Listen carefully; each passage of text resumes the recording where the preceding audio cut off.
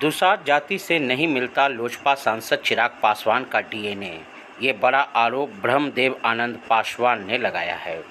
उन्होंने कहा कि जगजाहिर है कि खुद को पासवान समाज का नेता बताने वाले चिराग पासवान किसी दुसाधीन की कोख से पैदा नहीं हुए, इसलिए वो पासवान समाज से जुड़े लोगों के दुख दर्द और उनकी समस्याओं को कभी समझ ही नहीं सकते हैं। ऐसी स्थिति में उन्हें अपना नेता बनाकर दुसाध समाज के लोगों को अपने ही पैरों पर कुल्हाड़ी मारने की भूल कभी नहीं करना चाहिए।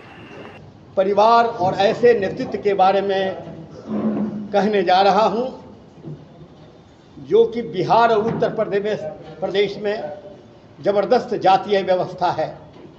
लेकिन जातीय व्यवस्था तो असली जात का होता है। जिस तरह से मेरा असली देसी पार्टी, असली देसी मोर्चा है, असली ना होकर के नकली अपने आप को असली बोल रहे हैं, उस संबंध में बोलने आया हूँ।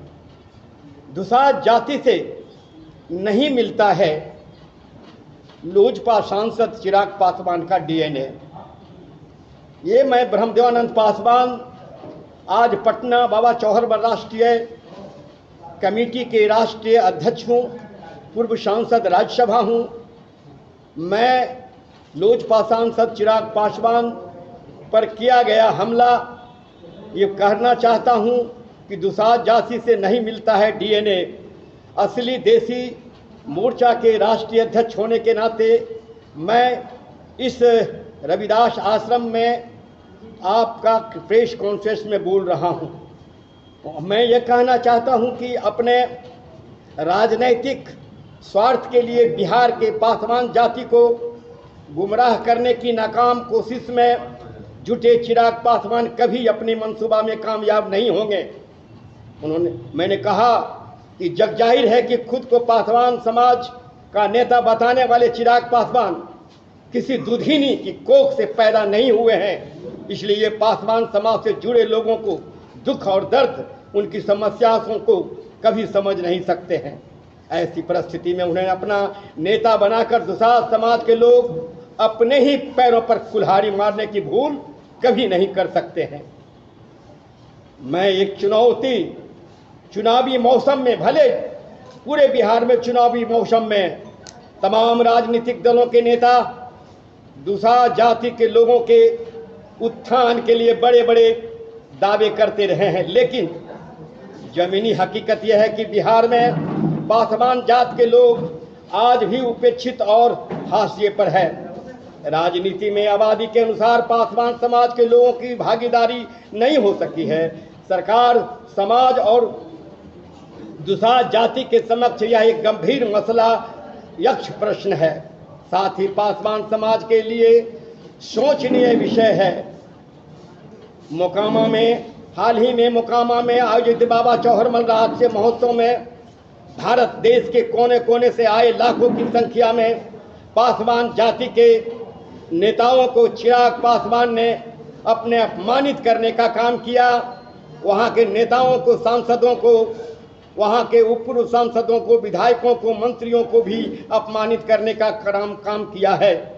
प्रारंभ से ही लोजपा दुसाध जाति के विकास में बाधक बना है। ये साधक नहीं बल्कि बाधक है। बिहार में करीब 6% पासवान दुसाध जात के मतदाता हैं। लोक जनशक्ति पार्टी के गठन के वक्त से ही वे इस पार्टी के प्रति वफादार रहे हैं। रामविलास पासवान के निधन के बाद भी चिराग एवं फैमिली अपने राजनीतिक स्वार्थ पूर्ति के लिए पासवान वोटरों को गुमराह करने में जुटी हुई है, जो असंभव है, क्योंकि सूचना और तकनीकी के इस दौर में पासवान समाज के लोग अब पूरी तरह से अपने हक और हुकूक की जागरूक हो चुके हैं। मैं लोजपा का गठन परिवार की बुनियाद पर हुई है ये कहना चाहता हूँ। शुरू से ही लोजपा का शीर्ष नेतृत्व पासवान समाज के दरकिनार कर सिर्फ और सिर्फ परिवार के ही विकास के लिए काम किया है, ये जगजाहिर है। लोजपा पूर्णरूपेण परिवार की पार्टी है, जिसका दुष्परिणाम आज सबके सामने है कि जहां 37, 38, 39, 40 विधायक हुआ करते थे बिहार में, आज 3, 4, 5 में लुढ़क करके रह जा गई है। इसका कारण कौन है? इसका कारण लोजपा है। आज दुसाध जाति सबसे हे दृष्टि से देखा जाता है, सभी पार्टियों हे दृष्टि से देख रही। इसका कारण कौन है? लोजपा है।